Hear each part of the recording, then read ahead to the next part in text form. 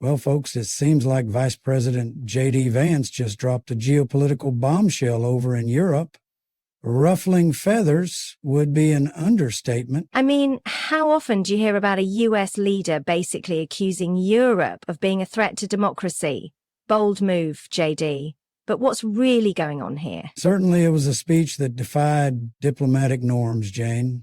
Vance's assertion touched on sensitive issues like free speech, immigration, and even suggested a Soviet-style suppression within Europe. And did you catch how Germany's defense minister, Boris Pistorius, got all fired up, called it unacceptable?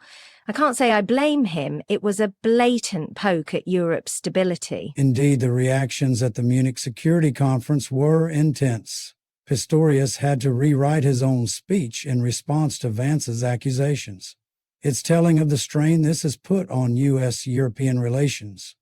And here's the kicker. Trump apparently called Putin to negotiate peace in Ukraine without Europe or Ukraine in the loop. That's like throwing dynamite into a crowded room, don't you think? Certainly a unilateral move that caught many off guard. It's not just about the content of Vance's speech, but the diplomatic implications it has on transatlantic alliances, especially with Germany. What gets to me is how Vance met with the far-right AfD, completely disregarding Germany's ruling party. It's like he's endorsing an underground resurgence that's been taboo for decades. By meeting with Alice Weidel and failing to meet Chancellor Olaf Scholz, Vance is surely spotlighting a divide. Historically, the U.S. has been a patron of Germany's democratic evolution post-World War II.